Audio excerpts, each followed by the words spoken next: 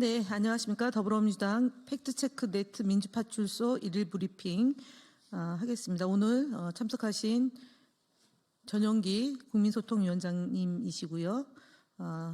허위조작감시단장 양문석 의원님이 참석하셨습니다. 내용은 우리 양문석 의원님과 전용기 의원님이 말씀하시도록 하겠습니다.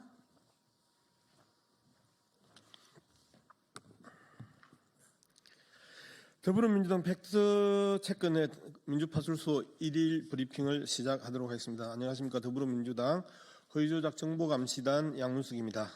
2월 6일 목요일 민주파출소 현황 및 대응 조치에 대해서 브리핑하도록 하겠습니다.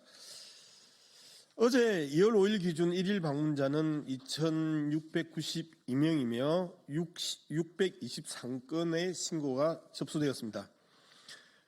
주요 제보 내용으로는 이재명 지역화폐 200조 세금 슈킹과 같은 지역화폐 업체와 관련해서 허위조작 정보가 계속해서 유포되고 있습니다. 문영배 헌법재판관이 3천억을 받았다는 허위조작 정보에 이어 이제는 지역화폐 관련 허위조작 정보의 규모가 3천억에서 무려 200조까지 올라갔습니다.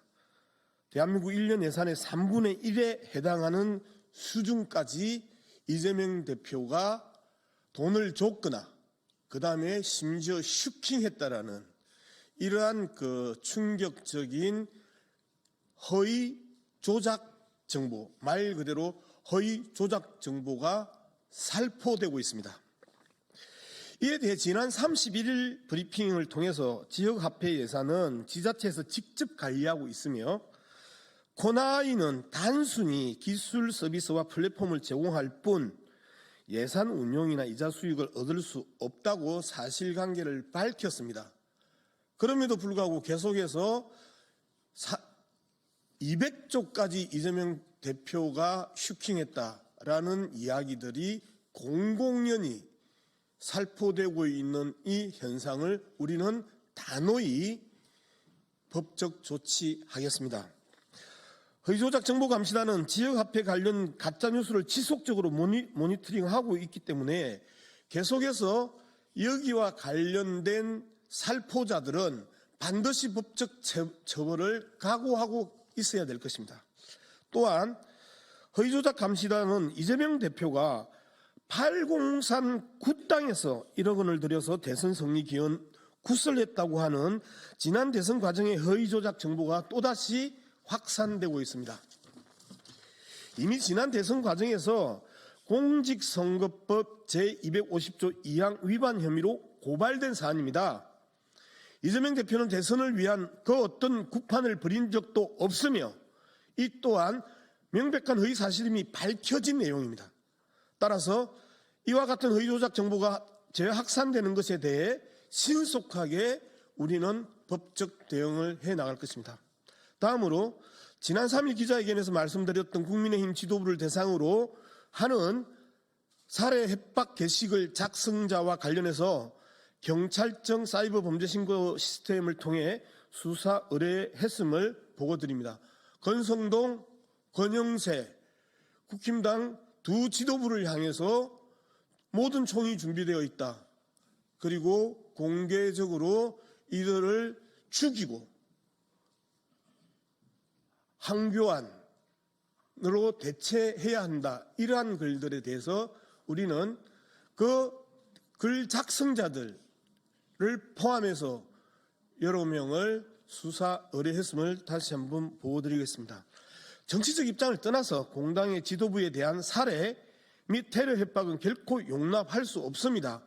비록 권영세, 권성동이 이러한 댓글이나 게시글에 대해서 두둔하거나 방관하고 여전히 방치하고 있지만 그럼에도 불구하고 민주주의 파괴와 인권 침해, 생명 위협 이 부분에 대해서 우리 당이라도 그들의 목숨을 지켜야 된다는 최소한의 민주주의에 대한 신념으로 수사 의뢰한 것입니다. 이어 유튜브 신고 접수 현황에 대해서 보고드리겠습니다. 국민소통위원회는 지난 1월 15일 신고한 이봉규 TV의 유튜브 영상이 명예훼손 콘텐츠로 확인되어 삭제 조치되었습니다. 해당 영상에는 이재명 대표가 초등학교 6학년 때 여학생을 집단 강간했다 하는 등의 정말 허위의 조작의 정보를 유포했습니다.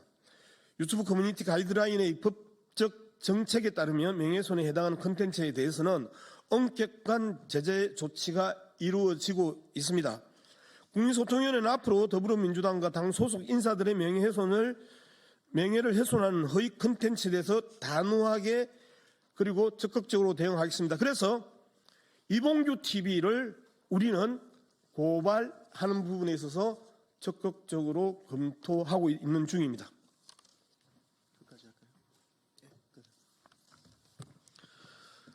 네, 다음으로는 국민의힘 거짓말 시리즈 세 번째 발표입니다.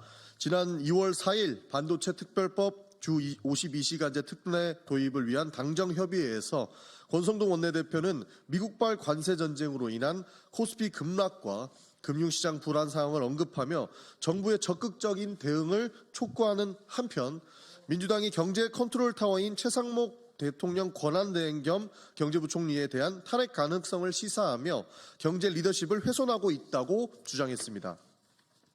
그러나 이재명 대표는 이미 국내 경제의 심각성을 인식하고 정부의 말뿐인 대응이 아닌 즉각적인 추가 경정 예산 추진과 구체적인 민생 경제 활성화 조치를 요구한 바 있으며 최상목 대행이 내부의 부진의 골이 깊다고 인정하면서도 실질적인 행동이 따르지 않는 점을 강하게 비판했습니다.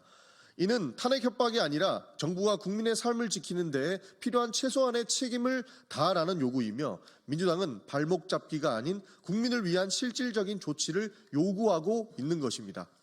또한 권성동 원내대표는 민주당이 민생 예산을 삭감하고도 추경을 요구하는 것은 모순이라고 주장했지만 이재명 대표는 민주당이 삭감한 예산이 국회의 특수활동비, 특경비, 예비비 등 불필요하고 불투명한 예산임을 분명히 했으며 이는 결코 민생 예산이 아니라고 밝혔습니다. 이러한 예산 삭감은 오히려 민생 예산에 더 집중할 수 있는 기회를 제공한 것이며 국민의힘이 이를 민생 예산 삭감으로 몰아가는 것은 명백한 거짓입니다. 권성동 원내대표는 여야가 초당적으로 협력해야 한다며 민주당의 발목 잡기를 비판했지만 정작 이재명 대표가 글로벌 통상 위기에 대응하기 위해 국회 차원의 통상특별위원회 구성을 제안했을 때 국민의힘은 협의가 부족했다는 핑계로 이를 거부했습니다. 이재명 대표는 이에 대해 협의를 하자고 제안한 것이 바로 협의의 시작 아니냐는 국민의힘의 비협조적이고 무책임한 태도를 지적했습니다. 이러한 상황에서 진정으로 발목을 잡고 있는 것은 민주당이 아니라 오히려 여당인 국민의힘이며 이재명 대표는 국민의 삶과 국가 경제를 살리기 위해 초당적 협력을 제안하고 있음에도 이를 정치적으로 왜곡하고 있는 것이라 할 수 있습니다. 국민의힘은 반복적인 왜곡과 거짓 주장으로 국민을 혼란에 빠뜨리고 있으며 정부와 여당은 이제라도 책임 있는 민생 정책으로 국민의 신뢰에 답해야 합니다. 더불어민주당 국민소통위원회는 그리고 허위조작 감시단은 무분별하게 유통되고 있는 허위조작 정보에 대해 신속하고 단호한 대응을 계속 해나가겠습니다. 계속해서 많은 관심과 제보를 부탁드립니다. 감사합니다. 그리고 이외 현안 관련해서 한 가지만 더 말씀을 드리겠습니다. 윤석열 대통령의 행동에 대한 것인데요. 윤석열 대통령의 궤변과 여론몰이가 민주주의에 대한 위협이 되고 있습니다. 윤석열 대통령이 헌법재판소 탄핵 심판 과정에서 직접 변론에 참석하며 자신의 부하를 거짓말쟁이로 몰아가고 사실상 좌표를 찍고 있다. 이렇게 평가받고 있습니다. 이어 보수 언론과 유튜버들이 이를 받아서 공격하는 모습도 전 국민이 보고 있습니다. 더 심각한 문제는 이 과정에서 윤석열 대통령이 공직자들에게 불리한 증언을 하면 가만히 두지 않겠다는 신호를 보내고 있다는 판단입니다. 본인은 직무 배제를 한 상태이기 때문에 문제가 없다고는 하지만 그것은 본인이 느끼지 못하는 점에 불과하고 밑에 있었던 하위 부하들은 충분히 느낄 수 있다는 점을 지적하지 않을 수 없습니다. 이는 법과 원칙이 아닌 권력을 통해 입을 틀어막겠다는 의도로도 읽힙니다. 이런 행태가 계속된다면 법을 앞에 세운 공포정치로 변질될 가능성도 크다는 말씀 드리겠습니다. 그리고 방어권을 행사하는 것과 사법부에 대한 정치적 압박은 전혀 다른 문제임을 밝힙니다. 윤석열 대통령은 법적 절차를 방패 삼아 선동과 여론몰이로 진실을 왜곡하려는 시도를 즉각 멈춰야 한다라고 말씀드립니다.